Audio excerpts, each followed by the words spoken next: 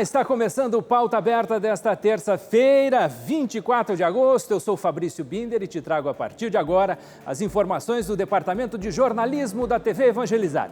Confira os destaques de hoje. Um balão pode ter sido a causa de um incêndio que está destruindo o Parque Estadual do Juqueri, na Grande São Paulo. Vários animais já morreram por conta do fogo. A nova lei do teste do pezinho aumenta o número de doenças que podem ser detectadas graças ao exame. E na nossa coluna sobre finanças pessoais, tem dicas para você conseguir fugir das dívidas. Essas e outras notícias a partir de agora no Pauta Aberta. O número de pessoas vacinadas com ao menos uma dose contra a Covid-19 no Brasil passou nesta segunda-feira de 124 milhões, o equivalente a 58,65% da população total. Quase 56 milhões de pessoas, cerca de 26% da população receberam a primeira e segunda doses de vacina.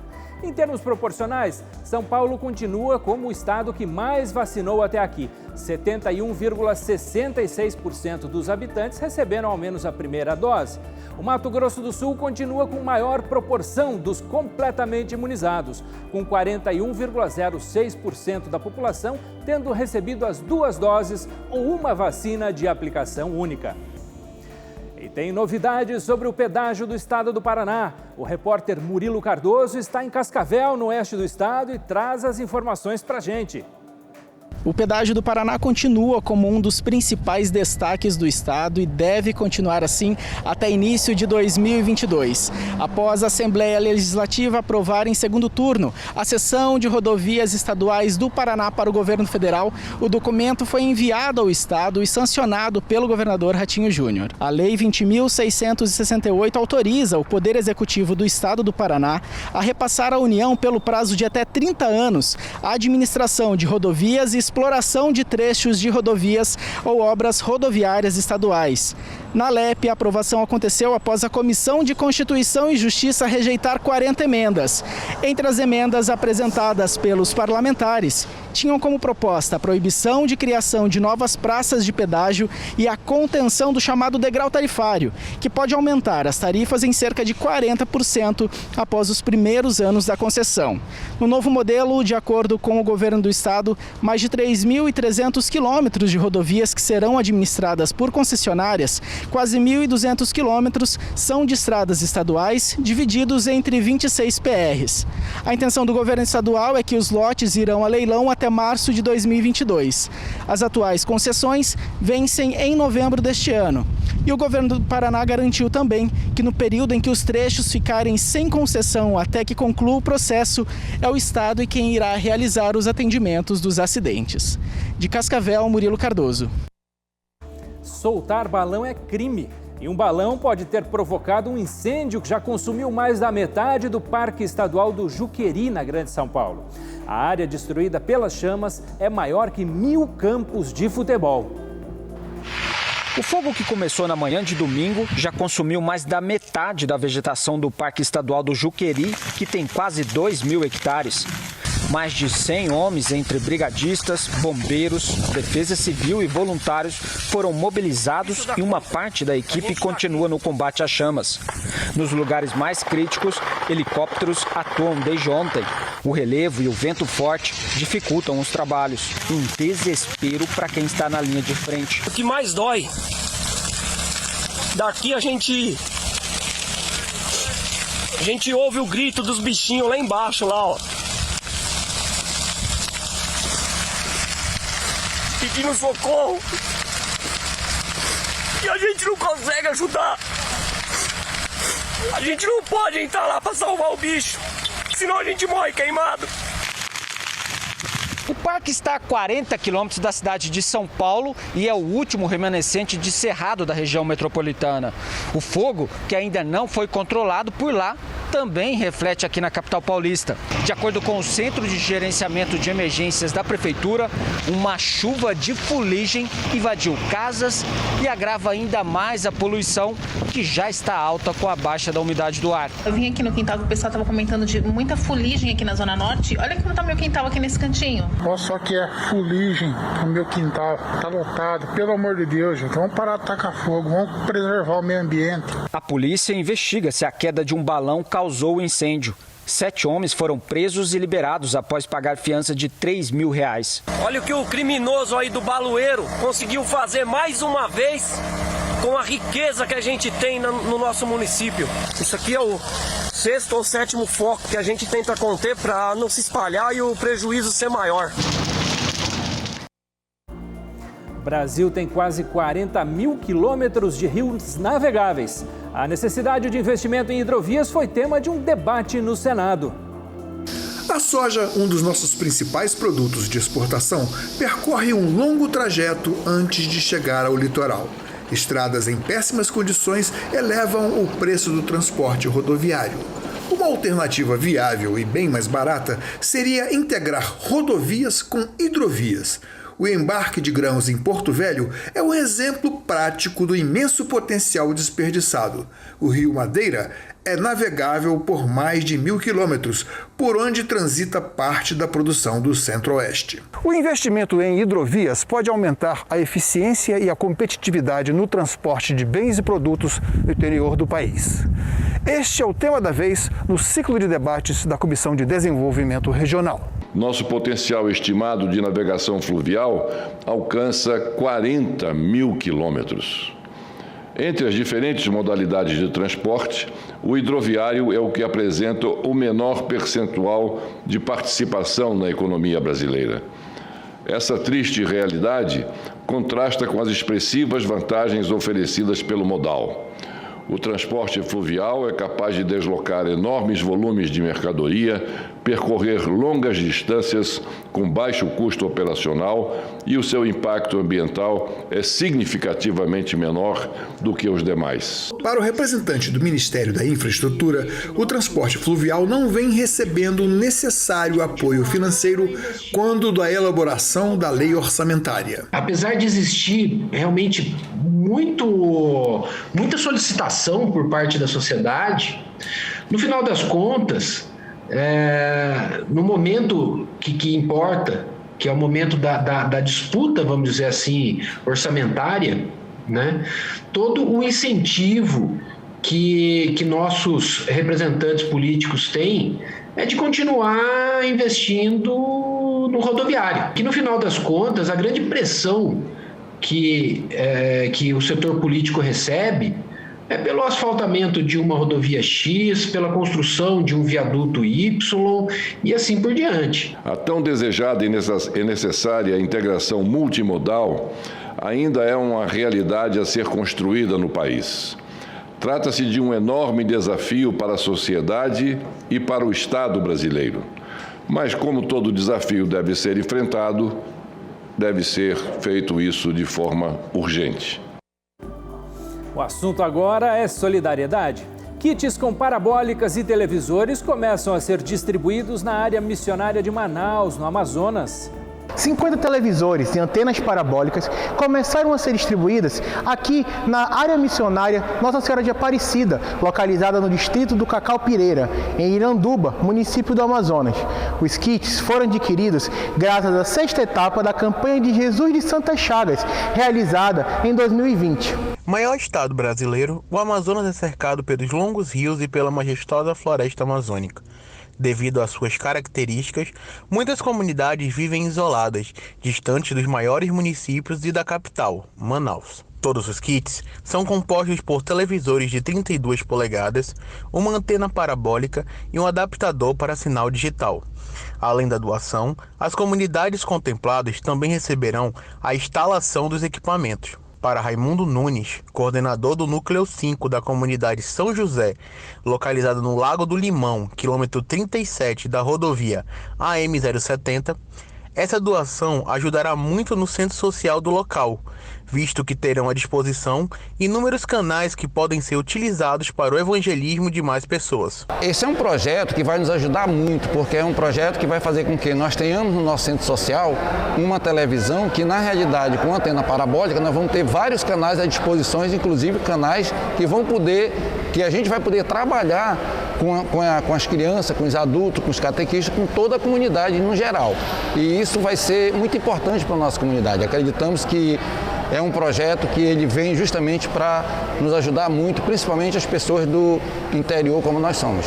A aposentada Laudiceia Souza salientou o trabalho que poderá ser realizado com as crianças da região, graças aos kits doados à área missionária. Vai ser muito bom, porque nós vamos ter condições de melhor evangelizar as crianças, né? As pessoas que estão lá e a toda a comunidade, né? Que a gente agradece ao padre Reginaldo, por ter acesso a ter esse carinho, esse amor pela nossa região, pela nossa comunidade, que foi assim uma surpresa para nós, né? De vir de longe para cá com a gente e justamente priorizar a nossa região, o nosso Janauari. Já está em vigor a lei que aumenta o número de doenças que podem ser detectadas com o teste do pezinho. Quem tem as informações é a repórter Marcele Nogueira. O teste do pezinho é obrigatório em todo o Brasil e está com mudanças a partir de agora. Antes eram 6 doenças testadas e nos próximos 4 anos a exigência do Ministério da Saúde é que passem a ser 50. É um salto muito grande mesmo, né? O que houve é que durante um bom tempo o teste foi o mesmo, apesar de que as sociedades de especialidade médica estavam há muito tempo solicitando que ele fosse ampliado para testar para mais doenças. Ele, durante 20 anos, ele testou para o mesmo grupo de doenças. A lei passa a entrar em vigor daqui a 1 ano, mas não vai ser num primeiro momento que todas as 50 doenças serão testadas. A lei já foi planejada para que sejam incorporadas 4 etapas, e um grupo de doenças fará parte de cada uma dessas etapas. Então, daqui a 1 ano, o grupo 1, que acumula um certo número de doenças, começará a ser testado e, paulatinamente, a etapa 2, 3 e 4 vão sendo testadas. Eu, pessoalmente, estimo que vai demorar em torno de 5 anos para que a gente esteja com todos esses testes funcionando em todo o território nacional. O teste do pezinho é realizado nos primeiros dias de vida.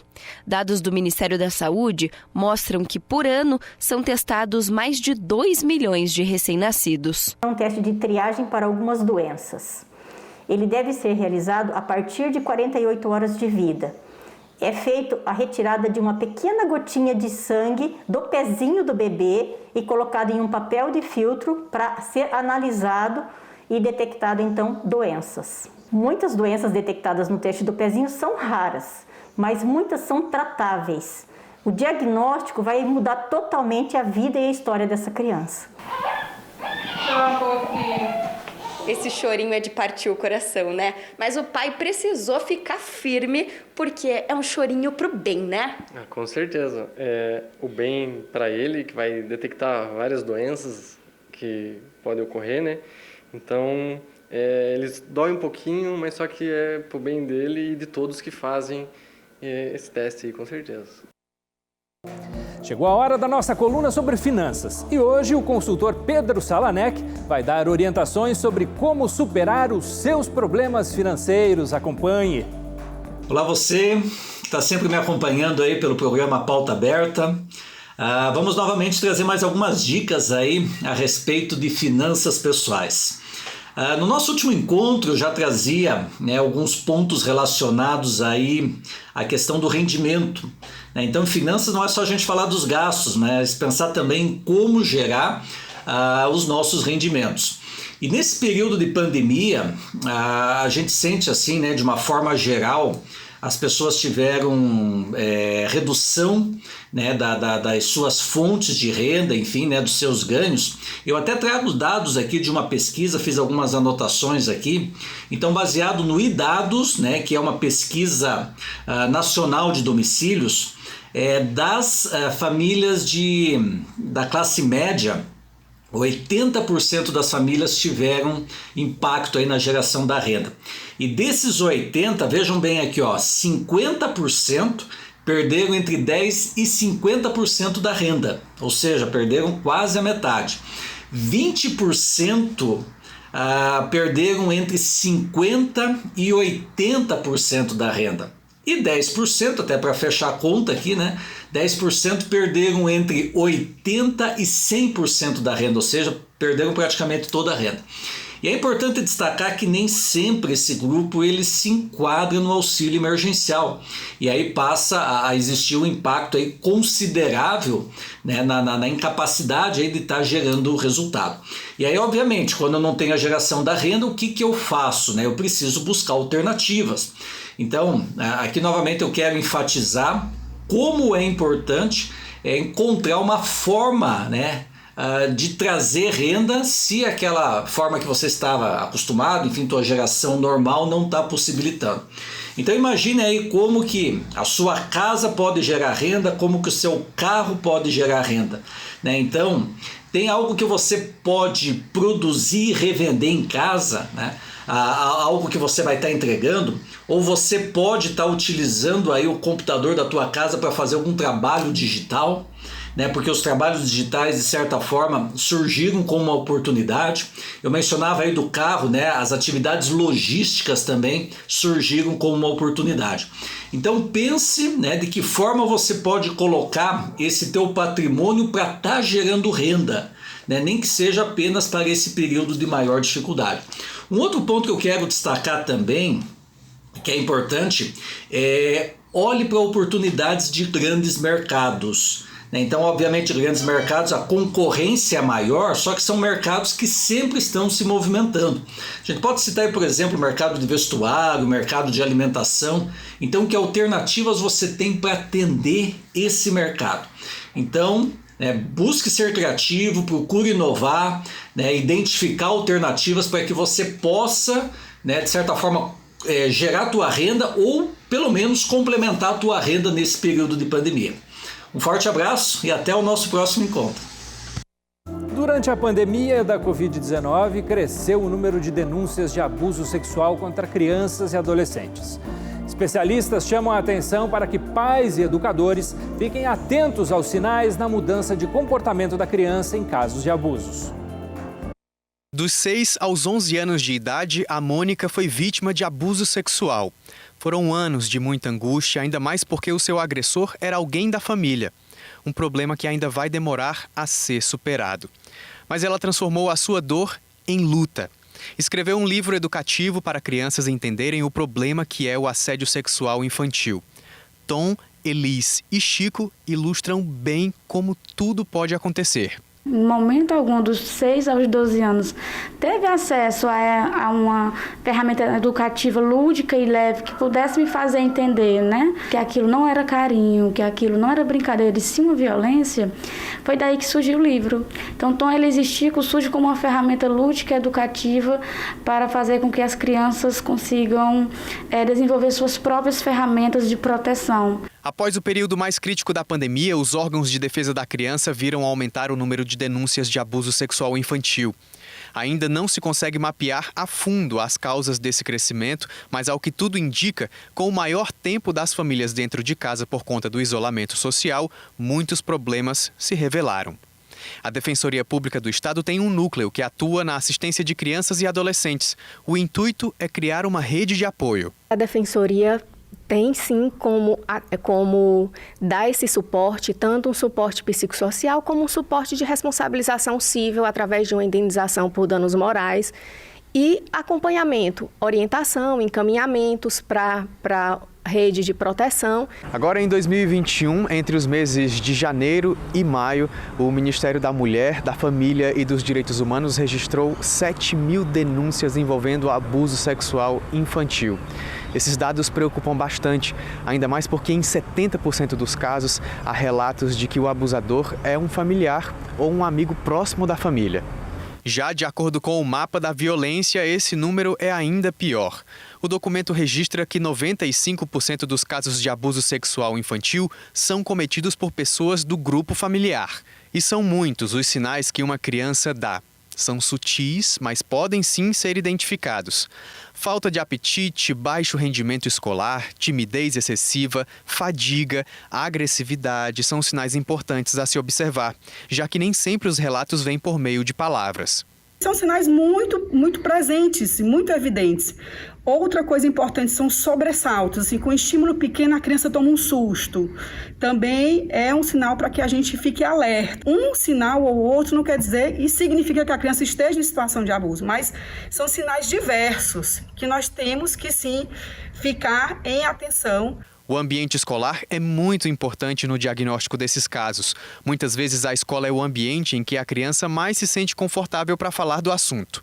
Daí a importância de se ter dentro da grade curricular da escola as discussões sobre educação sexual. Por conta desse tabu, a escola ela tem deixado de trabalhar conteúdos curriculares que são importantíssimos, como essa questão do corpo, da própria violência, para que possamos orientar, para que possamos dialogar, porque o diálogo ele é promissor quando nós estamos falando sobre violência ou quando nós queremos orientar. Começam hoje no Japão os Jogos Paralímpicos de Tóquio. Os atletas brasileiros se prepararam muito para chegarem até lá. Veterano e medalhista em Paralimpíadas, o velocista Johansson Nascimento poderia competir em Tóquio. Mas decidiu aposentar as sapatilhas para assumir no início do ano a vice-presidência do Comitê Paralímpico Brasileiro. As previsões do dirigente para o Brasil em Tóquio são as melhores possíveis.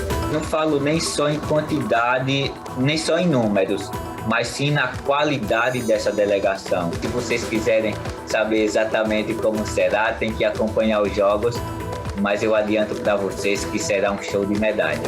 Muitas destas conquistas devem vir de mulheres. Nossas 95 atletas com deficiência representam 40% da equipe nacional.